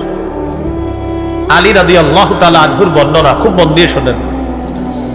বাআসান নবী সাল্লাল্লাহু আলাইহি ওয়াসাল্লাম সারিয়া, আল্লাহ নবী একটা সেনাবাহিনী প্রেরণ করলেন। ওয়াস্তা'মালা আলাইহিম রাজুলাম মিনাল আনসার, সেনাবাহিনীর সেনাপতি নিযুক্ত করলেন একজন আনসারী সাহাবীকে। সেনাবাহিনী পাঠাইলেন, সেনাবাহিনীর সেনা প্রধান বানাইলেন একজন আনসারী সাহাবী। তো বানানোর পর নবীজি পাঠিয়ে দিলেন সেনাবাহিনী। ওয়া আমারাহুম আইয়ুতিউ, নবী আদেশ করলেন তোমাদের সেনাবাহিনীর প্রধান যিনি আছেন সেনাপতি, তিনি যা বলবে তা তোমরা মানবা। আমি আবার বলছি, নবী একটা সেনাবাহিনী পাঠাইলেন, একজনকে সেনাপতি বানাইলেন। সেনাবাহিনীর যার সদস্য যারা আছে তাদেরকে বললেন, শোনো আমি নবী বলে দিলাম, সেনাপতি তোমাদেরকে যা বলবে তোমরা তাই শুনবা। এতটুকু বুঝে আসছেনি সবার? আচ্ছা, সেনাবাহিনী গেছে, সেনাপতির অধীনে যুদ্ধ করবে। এটা কোনো বানানো গল্প নয়, সহিহ বুখারীর 4343 নম্বর হাদিস। এই হাদিসের মধ্যে আসছে সেনাবাহিনী গেছে, জানানোর পর সেনাপতি কি করলো, কোনো কারণে রাগ করছে সেনাবাহিনীর উপর। সেনাপতি রাগ করছে, গদিবা রাগ করছে, এমন রাগ করছে, রাগ করার এক পর্যায়ে সেনাবাহিনীর প্রধান যিনি সেনাপতি আনসারী সাহাবী, তিনি বললেন, আচ্ছা তোমাদের কি মনে আছে নবীজি বলছে আমার আনুগত্য করতে? হ্যাঁ মনে আছে। আলাইসা কাদ আমারাকুম রাসূলুল্লাহ সাল্লাল্লাহু আলাইহি সাল্লাম আন তুতিউনি, নবী কি বলে নাই আমার আনুগত্য করার জন্য? সবাই বললেন হ্যাঁ নবী তো বলছে আমরা যেন আপনার আনুগত্য করি, তাহলে আমি যা বলবো তা শুনবা তো? তো বলতেছে হ্যাঁ শুনবো, কারণ আপনি আমির, শুনতে হবে। তখন তিনি বললেন, এই যে মাউলি হাতাবা, কিছু কাঠ সংগ্রহ করে নিয়ে আস। কি? লাকড়ি, বলেন লাকড়ি। তো সেনাবাহিনী তারা লাকড়ি সংগ্রহ করে আনছে, আনার পর বলতেছে আউকিদুহা নারা, এই লাকড়িগুলোর মধ্যে আগুন লাগায়া দাও। আগুন লাগায় দিছে, ফাওকাদুহা, আগুন লাগিয়ে দিছে। আগুন লাগানোর পর আমির সাহেব সেনাবাহিনীদেরকে বলতেছে উদখুলুহা, তোমরা আগুনে ঝাঁপ দাও। কোথায় ঝাঁপ দাও? ভাই আপনারা বুঝতেছেন? এটা গল্পের মতো মুখস্থ রাখবেন, বলছি আমি সত্যি আপনার জীবনে চলার জন্য মাইল ফলক একটা হাদিস, যে আপনি আসলে কি করবেন এই সময়, আলেমদের কথা কি মানবেন না, এটার জন্য আপনার জন্য শ্রেষ্ঠ একটা শিক্ষা এটা। নবী বলছেন আমির যা বলবে তা শুনবা। আমির সাহেব গেছেন, যাওয়ার পর কোনো কারণে রাগ করছে, রাগ করার পর নবীর সাহাবীদেরকে সেনাবাহিনীদেরকে বলতেছে নবী কি বলে নাই আমার কথা শোনার জন্য? বলতেছে হ্যাঁ, যাও লাকড়ি নিয়ে আসো। আনছে, আনার পর আগুন জ্বালাও, জ্বালিয়েছে, জ্বালার পর বলতেছে উদখুলুহা, আমি হুকুম করলাম সবাই আগুনে ঝাঁপ দাও। তাহলে আমিরের হুকুম কোথায় ঝাঁপ দেওয়া? আগুনে। এই কথা বলার পর ফাহাম্মু, সাহাবায়ে কেরাম রেডি হয়ে গেছে, সেনাবাহিনীর সবাই রেডি হয়েছে ঝাঁপ দিবে আগুনে। হাম্মু, সবার পুরা মানসিক প্রস্তুতি যে আমরা মানতে হবে তার কথা। যখন ঝাঁপ দিবে, ঝাঁপ দেওয়ার সময় দেখেন আমার দিকে ফাজাআলা ইউমসিকু বাদুহুম বাদ, একজন আরেকজন এভাবে ধরে আর বলে ঘটনা কি, আসলে ঝাঁপ দিব? একজন আরেকজন বলে আসলে কি আগুনে ঝাঁপ দিব আমরা? একজন আরেকজনে বলতেছে ফারারনা মিনান নারি ইলা রাসূলিল্লাহ, আরে জাহান্নামের আগুন থেকে বাঁচার জন্যই তো নবীর কাছে আসলাম, ইসলাম গ্রহণ করলাম। সেই নবীর কাছে আইসা নবী কি কখনো আমিরের হুকুম মানামানি আমগরে আগুনে ঝাঁপ দিতে বলবে? এটা তো আমার বিশ্বাস হচ্ছে না। একজন আরেকজনকে বলতেছে আগুন থেকে বাঁচার জন্য যেই নবীর কাছে আসলাম, সেই নবী আমিরের কথা মানতে গিয়ে আগুনে ঝাঁপ দেওয়ার পক্ষে থাকবে, এটা আমার মনে হচ্ছে না। একজন আরেকজনে বলতেছে না না, নবী মনে হয় আমিরের হুকুম মানামানি কি আগুনেও ঝাঁপ দিব, এটা মনে হয় নবী বলতে পারে না, কারণ আরে আমরা তো আগুন থেকে বাঁচার জন্য আসছি, এই আগুনে আবার কেন ঝাঁপ দিব? এইগুলা আপোষের মধ্যে বলা বলি করতেছে। হাত্তা খামাদাতিন নার, ইতিমধ্যে এগুলা বলতে বলতে আগুন নিভে গেছে, আগুনটা নিভে গেছে। ওয়াসাকানা গদবুহু, আমির সাহেবের রাগও কমে গেছে। নেতাজির তার রাগ, সেনাপতির রাগ কমে গেছে। রাগ কমে যাওয়ার পর যাই হোক আর আগুনে ঢুকা লাগলো না। ফাবালাগান নবী সাল্লাল্লাহু আলাইহি সাল্লাম, ঘটনাটা নবীজির কাছে গেছে। হুজুর এমন এমন একটা ঘটনা, যাই হোক সাহাবায়ে কেরাম কোনো কারণে আপোষের মধ্যে কথা বলতে বলতে আগুনে ঝাঁপ দিবে কি দিবে না এই সিদ্ধান্ত নিতে নিতে আগুন নিভে গেছে। হুজুর এবার বলেন তো আসলে কি আগুনে ঝাঁপ দেওয়া উচিত ছিল আমিরের কথা মাই না? নবীজি বললেন যদি তোমরা আগুনে ঝাঁপ দিতা কিয়ামত পর্যন্ত সে আগুন থেকে আর বের হতে পারত না। কি বুঝলেন? নবীজি বললেন তারা যদি আগুনে ঝাঁপ দিত মা খারাজু মিনহা ইলা ইয়াউমিল কিয়ামা, কিয়ামত পর্যন্ত আর বের হতে পারতো না। নবী এবার বলে দিলেন, শোনো, আমি আমিরের হুকুম মানতে বলার অর্থ এই না সে নাফরমানির কথা বললেও তুমি তার কথা শুনবা, বিষয়টা এমন না। লা তাআতা লি মাখলুকিন ফি মাসিয়াতিল্লাহি আযজা ওয়া জাল, আল্লাহর নাফরমানি করে এমন কোন হুকুম যদি আমির দেয় সেখানে তোমরা আনুগত্য করবা না। শোনো, আমি নবী বলে দিলাম আত-তাআতু ফিল মারুফ, আমিরের আনুগত্য হবে শুধু ন্যায়সঙ্গত কাজে। এমন কাজে আমিরের আনুগত্য করা যাবে না যে আমিন কোরআন হাদিসের বিরুদ্ধে যা মন চায় বলবে আর আপনি বলবেন আমি তার কথা মেনে নিলাম। সারা দুনিয়ার আলেম বলতেছেন না এটা সঠিক না, এরপরেও যদি আপনার মনে হয় না আমার আমিরটাই সঠিক, আল্লাহর কসম আপনি ভুল পথে আছেন, ভুল পথে আছেন। আপনার হাতে পায়ে ধরে বলছি আপনি ফিরে আসেন, আপনি ফিরে আসেন। আমি তো বললাম ওই যে ওই মহব্বতে নবী আপনারে আগুন থেকে বাঁচানোর চেষ্টা, নবীজি চেষ্টা করতে আসছে।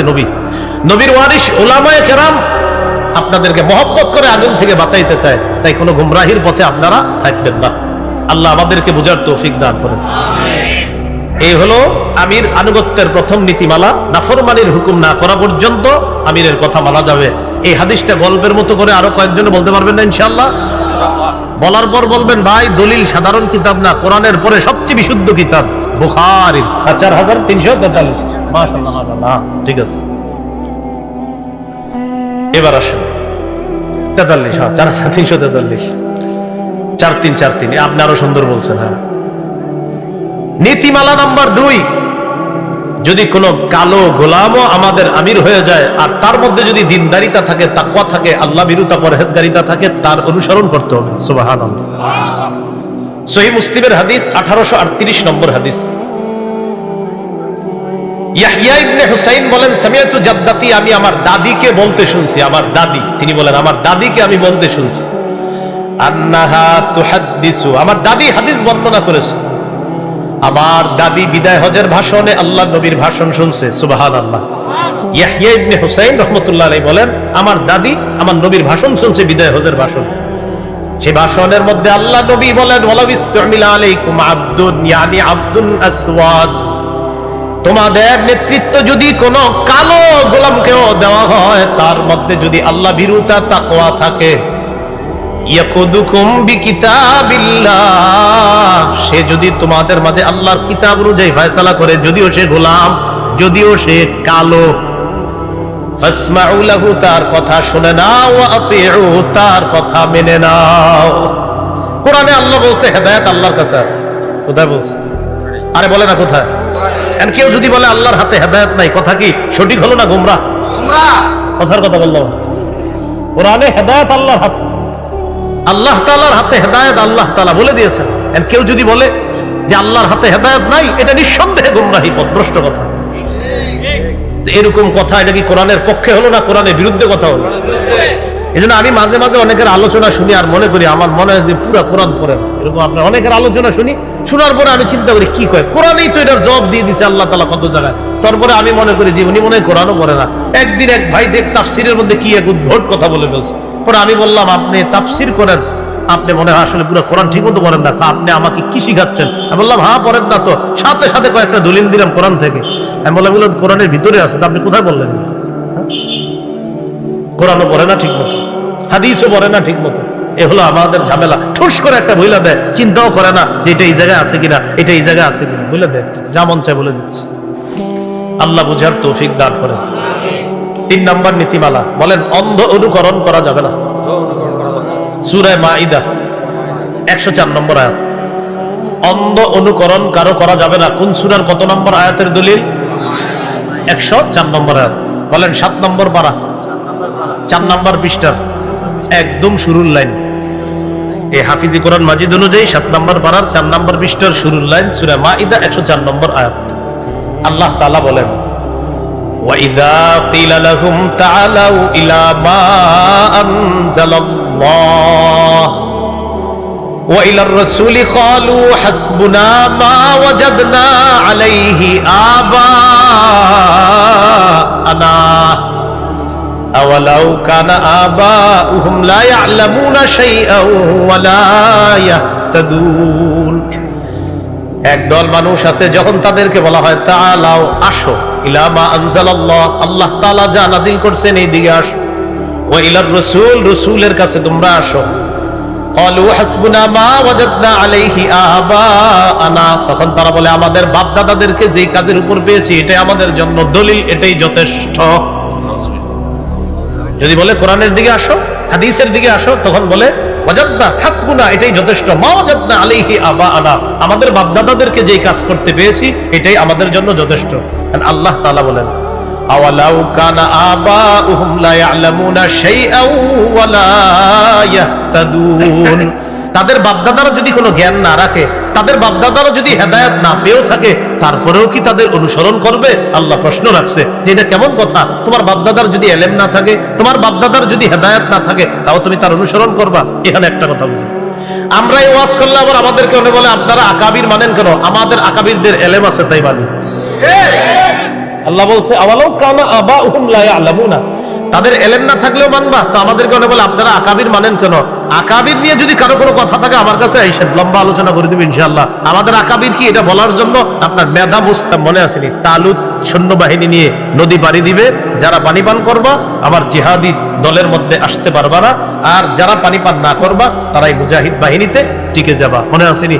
এখান থেকে কেন আল্লাহ পরীক্ষা করতে চাইলেন আমিরকে কতটুকু মানে, এই আমিরকে কিভাবে মানবো? সেখানে আমরা বলছিলাম মান্য করার ক্ষেত্রে একজন হলেন আল্লাহ, আরেকজন হলেন মুহাম্মদ সাল্লাল্লাহু আলাইহি সাল্লাম, তাদের দুইজনকে আমরা মানবো কোন রকম শর্ত ছাড়া। এছাড়া আর যত আমির হবে, এই হবে সেই হবে, শর্ত থাকতে হবে তাকে মানার জন্য। তিনি যদি নাফরমানির হুকুম করে তার কথা মানার কোনো প্রশ্নই আমাদের আসে না।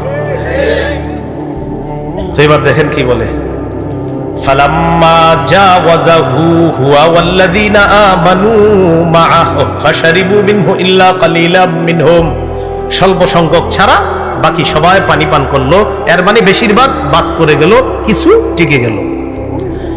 ফালাম্মা জাওয়াযাহু হুয়া ওয়াল্লাযীনা আমানু মাআহু ক্বালু লা তাকাতা লানাল ইয়াওমা বিজালুতা ওয়া জুনুদি, তালুত এবং তার সাথে ইমানদাররা যখন নদী পানি দিয়ে ওপারে চলে যায়, ইমানদাররা বলতে লাগলো লা তাকাতা লানাল ইয়াওমা বিজালুতা ওয়া জুনুদি, জালুত এবং তার সৈন্যবাহিনীর সাথে পারার মতো শক্তি আজকে আমাদের নাই। বলতে লাগলো এইরকম মানুষ আমরা পারমু?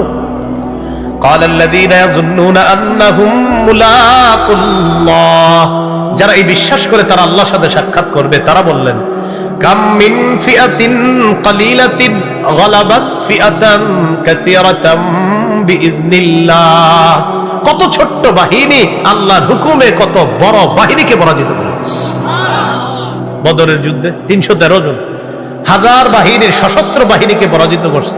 রাগের দিন রাত্রে আহারে নবীজি কি কান্না করছে, আল্লাহ আমার সাহাবীরা ঘুমাইতেছে, বাবুদ এদেরকে যদি কালকে বেঈমানরা শেষ করে দেয়, আপনাকে আল্লাহ বলার মতো কেউ থাকবে না, লা তু'বাদ ফিল আরদি আবাদা, আপনার ইবাদত করার মতো কেউ থাকবে না।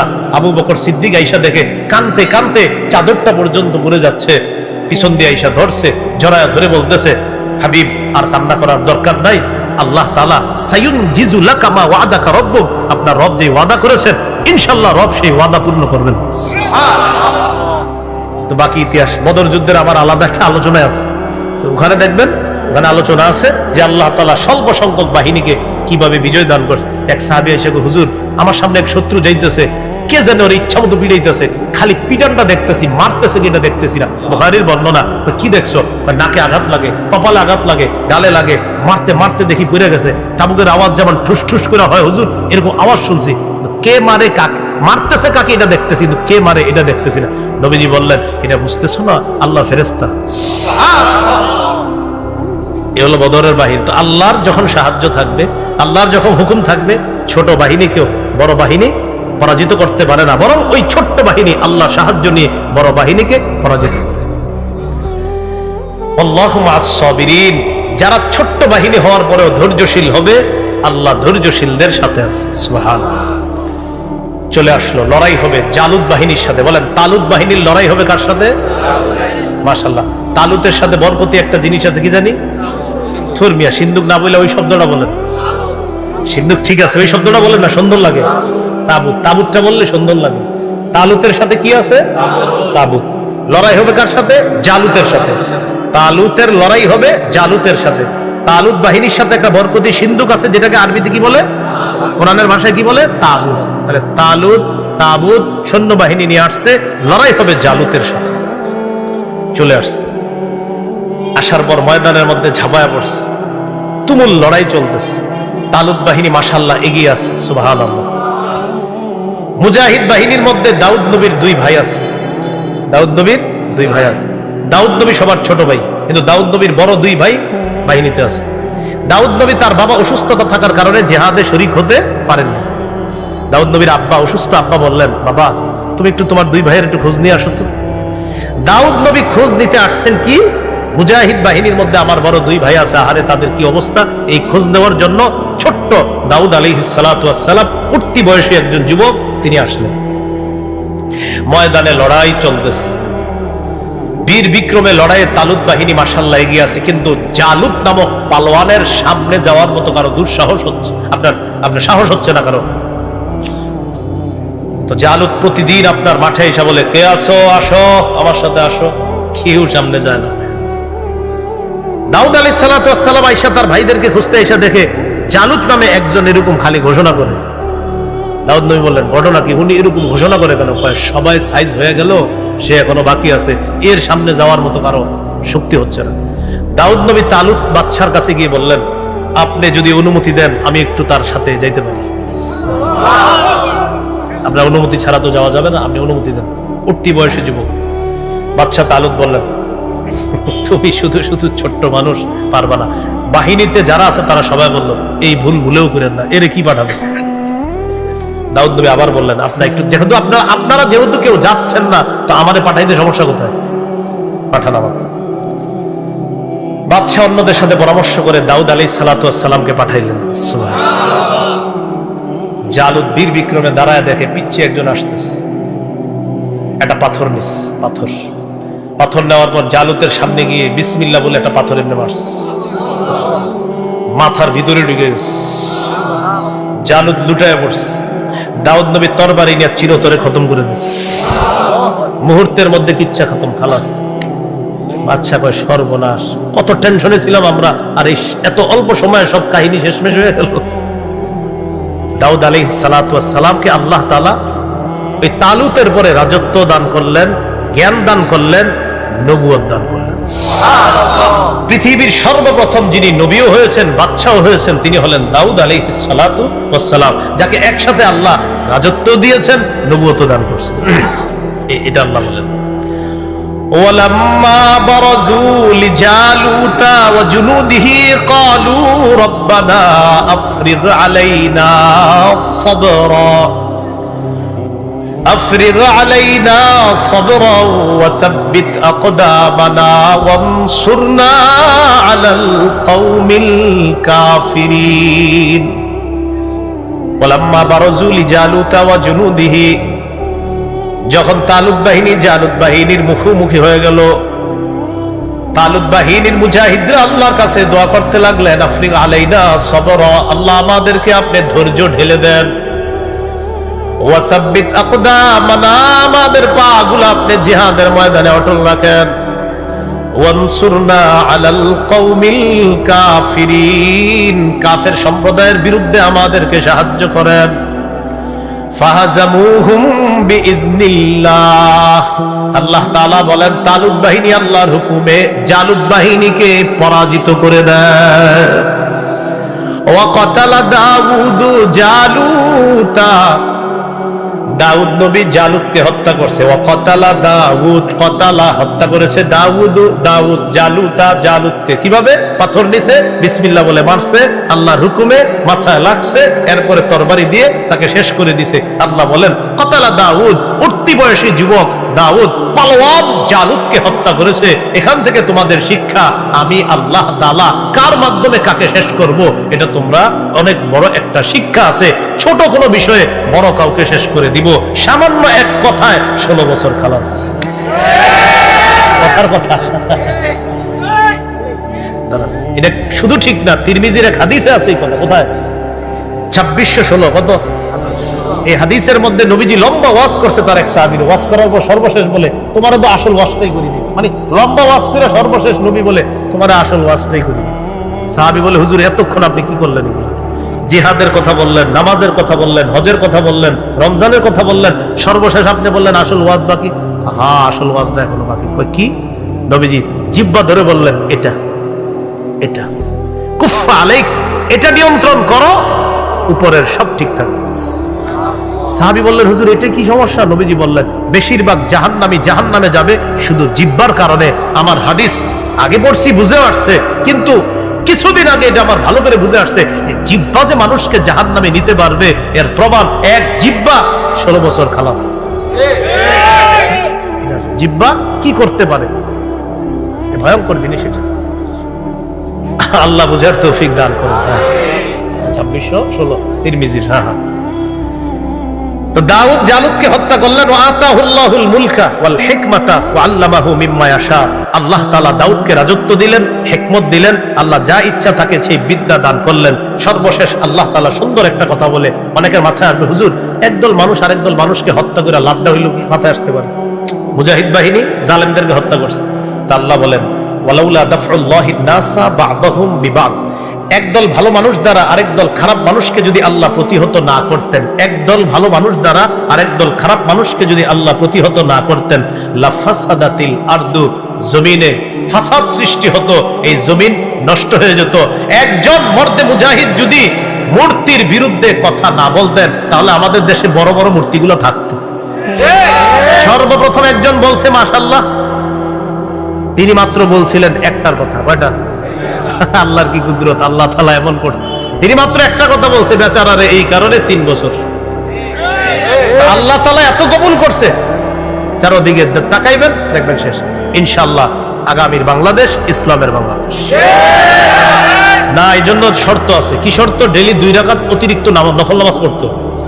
নফল নামাজ পড়ে আল্লাহর কাছে দোয়া করে বলবেন আল্লাহ এমন একজন শাসক আমাদের দেশে আপনি পাঠান, যে শাসকের 4টা গুণ হবে: নামাজ কায়েম করা, যাকাত আদায় করা, নেক কাজের আদেশ করা, অসৎ কাজের নিষেধ করা। সূরা হজের 41 নম্বর আয়াতে আল্লাহ বলেছেন আল্লাযীনা ইম্মাক্কান্নাহুম ফিল আরদ আকামুস সালাহ ওয়া আতাউয যাকাত ওয়া আমারু বিল মা'রুফ ওয়া নাহাউ আনিল মুনকার। আল্লাহ বলেছেন আমি এই পৃথিবীর যাদেরকে শাসন ক্ষমতা দেই তাদের মৌলিক কাজ হবে 4টা: নামাজ কায়েম করা, যাকাত প্রতিষ্ঠিত করা, সৎ কাজের আদেশ করা, অসৎ কাজের নিষেধ করা। এমন 4 গুণওয়ালা একজন যেন শাসক আল্লাহ দেয়। আর দোয়া করবেন আল্লাহ তিনি যেন আমাদের দেশে শরিয়া আইন চালু করে, আর এই শরিয়া আইনের সুফলটা যেন মরার আগে দেখতে পারে। যে সুফল দেখতেছে আফগানিস্তান, কারা দেখতেছে? 3 বছর আগে পৃথিবীর বিভিন্ন দেশ বলছিল আমরা তাদেরকে সমর্থন দিচ্ছি না। এখন আফগানিস্তানের হালাত এমন যে তাদের প্রধান শত্রু আমেরিকাও চুপে চুপে এদের সাথে একটু বন্ধুত্ব করতে চায়। আফগানিস্তান বলে গোনার টাইম নেই।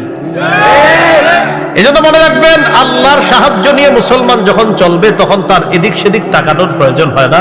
যার সবচেয়ে বড় প্রমাণ বর্তমানে আফগানিস্তান। আফগানিস্তান নিয়ে প্রচুর পড়াশোনা করেন, এতে আপনার মাঝে অনেক কিছু জাগ্রত হবে, অনেক অনুপ্রেরণা পাবেন আপনি। 3 বছর আগে যে দেশটারে নিয়ে কেউ তেমন কোনো পাত্তাও দিত না, সেই দেশের বর্তমান অবস্থা, প্রতিদিন অর্থনীতির মুদ্রাস্ফীতি যখন উঠানামা করে দেখবেন প্রায় সময় আফগানিস্তান 1 নম্বরে। এটা কিভাবে সম্ভব বলেন? হ্যাঁ হ্যাঁ, হুজুর দরকার, সুন্দর কথা। প্লেন চালাবে কে? পাগড়িওয়ালারা প্লেন চালাইতেছে। এরপরে কথা হলো মার্সিডিজ গাড়ি টাড়ি তোমার দেশে দেবো না। আচ্ছা আফগানিস্তান, আচ্ছা আচ্ছা ঠিক আছে, বুঝাইতেছি বিষয়। কিছুদিন পরে এমন গাড়ি বানাইছে মার্সিডিজ ফেল, পাগড়িওয়ালারা গাড়ি বানায় দেখাই দিছে। খাল বন্ধ করে দিছি পৃথিবী তোমাদের সাথে আমগইয়া, এরা কৃত্রিম খাল তৈরি করছে আফগানিস্তান। নারীরা রাস্তায় নামছে কি যে আমরা টাকা পয়সা কামাই করবো, এই অধিকারের আদায়ের লক্ষ্যে রাস্তায় নামছে। আফগানিস্তান সরকার বললো বেতন আগে কত পাইতো, এত, পর্দার সহিত কাজ করো, ডাবল বেতন দেব, যাও। আপনি বলেন এই জাতি আটকাবেন কিভাবে? তো বলছিলাম দুনিয়াতে ফাসাদ শেষ হওয়া দরকার আছে না নাই? আল্লাহ বলেন একদলকে আরেক দলের মাধ্যমে যদি আল্লাহ প্রতিহত না করতেন লাফাসাদাতিল আরদ, পৃথিবীটা নষ্ট হয়ে যেত। ওয়ালাকিন্নাল্লাহা যু ফাদলিন আলাল আলামিন, কিন্তু আল্লাহ তাআলা বিশ্ববাসীর উপর যু ফাদলিন, বড় অনুগ্রহশীল, রহমওয়ালা, দয়াওয়ালা। শেষে বলতেছে তিলকা আয়াতুল্লাহি নাতলুহা আলাইকা বিল হক, হাবিবি যে ঘটনাগুলা সত্যভাবে আমি আল্লাহ আপনাকে জানায়া দিলাম। ওয়া ইন্নাকা লামিনাল মুরসালিন, আপনি রাসূলদের একজন। এর মানে কি বুঝাইছে? হাবিব, ইয়াহুদিরা এই ঘটনাগুলা কিছু বানায়া বানায়া বলে, এই যে ঘটনাগুলো আছে না, কিছু কিছু বানায়া বলে, ভয়ঙ্কর ভাবে বানানো ইতিহাসটা আমার জানা আছে। এই তাবুত তালুত নিয়ে বানানো ইতিহাসগুলা, এটা আমার পুরাটা মুখস্থ আছে, বানানো গুলো আর কি, যেটা ইহুদি খ্রিস্টানরা আপনার সাপ্লাই করে। আল্লাহ তাআলা বলেন, হাবিব আপনার মাধ্যমে, কোরআনের মাধ্যমে আমি আল্লাহ তাআলা সঠিক ইতিহাসটা জাতিকে জানায়া দিলাম। আপনি হলেন রাসূলদের একজন। এবার মূল কথাটা শুনেন। এক নাম্বার, রাজত্বে পাওয়ার, ক্ষমতা পাওয়ার, এটার জন্য কোনো টাকা পয়সা থাকতে হবে এটা শর্ত না। তার বিদ্যা বুদ্ধি এবং তিনি রাষ্ট্র পরিচালনা করতে পারেন কিনা এটা দেখা, এটা গুরুত্বপূর্ণ একটা বিষয়। দ্বিতীয় বিষয়, আল্লাহ তাআলা কোনো বরকতি জিনিস, নিয়ামত যদি কাউকে দান করে, এটা সংরক্ষণ করার চেষ্টা করা, যার প্রমাণ হলো তাবুত, এটা লুট হয়ে গিয়েছিল, এটা একটা বরকতি জিনিস ছিল। 3 নাম্বার বিষয়, আমিরের আনুগত্য করা। নিঃশর্ত আনুগত্য একমাত্র কার করব? রাসূলের। এরপরে সবার আনুগত্য করতে হবে, শর্ত লাগবে। মৌলিক কয়টা নীতিমালা? হ্যাঁ, 3টা নীতিমালা। নাফরমানির কথা মানা যাবে? মানা যাবে না। এরপরে 4 নাম্বার যে বিষয়টা জানলাম, ছোট্ট মানুষও পালোয়ানকে শেষ করে দিতে পারে, বাকি সেখানে আল্লাহর সাহায্য লাগবে, আল্লাহর নুসরত লাগবে। আল্লাহ তাআলা আমাদের সকলকে আজকে যে কথাগুলো বললাম, শুনলাম, মাঝে মাঝে যেই আমরা কথাগুলা থেকে আরো সুন্দর সুন্দর শিক্ষাগুলা নিলাম, এই শিক্ষাগুলো আগামীর জীবনে আমরা যেন বাস্তবায়ন করতে পারি, আল্লাহ তৌফিক দান করেন। সুবহানাল্লাহি ওয়া বিহামদিহি, সুবহানাকাল্লাহুম্মা ওয়া বিহামদিক, আশহাদু আল্লা ইলাহা ইল্লা আনতা, আস্তাগফিরুকা ওয়া আতুবু ইলাইক। আলহামদুলিল্লাহি রাব্বিল আলামিন, ওয়াল আকিবাতু লিল মুত্তাকিন, ওয়াস সালাতু ওয়াস সালামু আলা সাইয়্যিদিল আমবিয়াই ওয়াল মুরসালিন ওয়া আলা আলিহি ওয়া আসহাবিহি আজমাইন। ربنا ظلمنا أنفسنا وإن لم تغفر لنا وترحمنا لنكونن من الخاسرين رب ارحمهما كما ربياني صغيرا رب ارحمهما كما ربياني صغيرا। মাবুদ মেহেরবান মাওলা, আল্লাহ মেহেরবানি করে মাহফিলকে আপনি কবুল করেন। আল্লাহ সূরা বাকারার 246 থেকে 252 নম্বর আয়াত পর্যন্ত আল্লাহ আমরা কিছু আলোচনা শুনেছি। মুসা আলাইহিস সালাম, ইউসা আলাইহিস সালাম, শমবিল আলাইহিস সালাম, তাবুত, তালুত, জালুত, দাউদ আলাইহিস সালাম, তাদের ঘটনাগুলো জানলাম মাওলা। এর মধ্যে আমরা উল্লেখযোগ্য কিছু বিষয় জেনেছি মাওলা। নেতৃত্বের কিছু গুণাবলী আমরা জানলাম। আল্লাহ আমিরের আনুগত্যের কিছু শর্ত আমরা জানলাম। নিঃশর্ত আনুগত্য কার করতে হবে আর শর্তযুক্ত আনুগত্য কার হবে এই বিষয়ে জানলাম। আল্লাহ আমি তো মানুষ হিসাবে বোঝানোর চেষ্টা করছি, কিন্তু আমি জানি আমার বোঝানোতে অনেক কমতি আছে। আল্লাহ মেহেরবান, আল্লাহ সারা পৃথিবীর উলামায়ে কেরাম তারা বাতিল পথে চলতে পারে না, এই বিষয়টা আল্লাহ মানুষ কেন বুঝতেছে না? আল্লাহ মেহেরবানি করে সঠিক বিষয়টা সকলকে বোঝার তৌফিক দান করেন। আল্লাহ আমাদের দোয়া আপনি কবুল করেন। ঈমান ইসলামের উপর থাকার তৌফিক দান করেন। কুফর শিরিক থেকে আমাদেরকে হেফাজত করেন, বেদাত থেকে হেফাজত করেন। আল্লাহ গাজীপুরের উলামায়ে কেরাম, বিশেষ করে পূর্বাচলের উলামায়ে কেরাম, মীরের বাজারের আশেপাশের উলামা, তুলাবা, সুলাহা, আওয়াম, মাদারিস, মাসাজিদ, আইম্মায়ে মাসাজিদ, মুহতামিমিনে মাদারিস যারা আছে, আল্লাহ মেহেরবানি করে আল্লাহ সকলের মাঝে উলফত মুহাব্বত তৈরি করে দেন। আল্লাহ আমাদের দোয়া আপনি কবুল করেন। আল্লাহ আমাদের দোয়া আপনি কবুল করেন। আল্লাহ জানমালের অ্যাক্সিডেন্ট থেকে হেফাজত করেন। ঢাকার উদ্দেশ্যে রওনা করবো, সহিহ সালেমে নিরাপদে গন্তব্যে পৌঁছায়া দেন। আল্লাহ আমার মতো অনেক উলামায়ে কেরাম এই মুহূর্তে বিভিন্ন অঞ্চল থেকে তারা দ্বীনের দাওয়াত দিয়ে কোরআন হাদিসের কথা বলে আপন গন্তব্যে অনেকে রওনা করেছে, করতেছে, করবে। মাওলা সকলকে নিরাপদে নির্বিঘ্নে আপন গন্তব্যে পৌঁছায়া দেন। আল্লাহ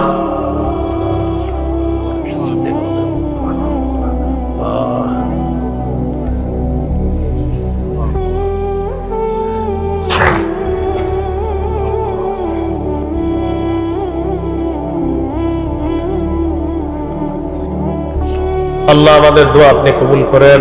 যারা ঋণী ঋণ পরিশোধের ব্যবস্থা করে দেন, যারা অভাবী অভাব দূর করে দেন। আল্লাহ যাদের কন্যা বিবাহের উপযুক্ত, যাদের ছেলে বিবাহের উপযুক্ত, আল্লাহ ওই ছেলের জন্য সুপাত্রী আর কন্যার জন্য সুপাত্রের ব্যবস্থা করে দিয়েন।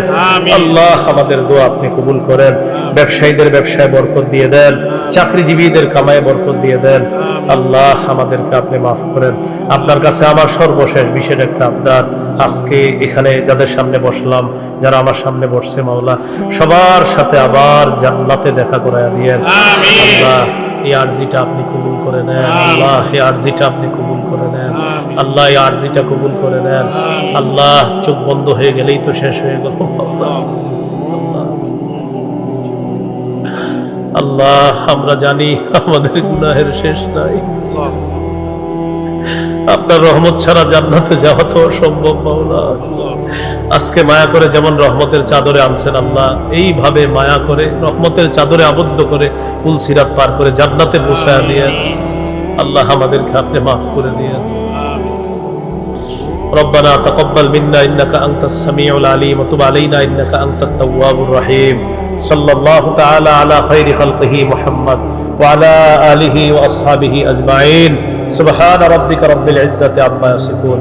আল্লাহ এই মাদ্রাসার সাথে যারা সম্পৃক্ত আছে, যারা শুরু থেকে সম্পৃক্ত ছিল, যারা দুনিয়াতে নাই, তাদের কবরগুলা জান্নাতের বাগান বানায় দেন।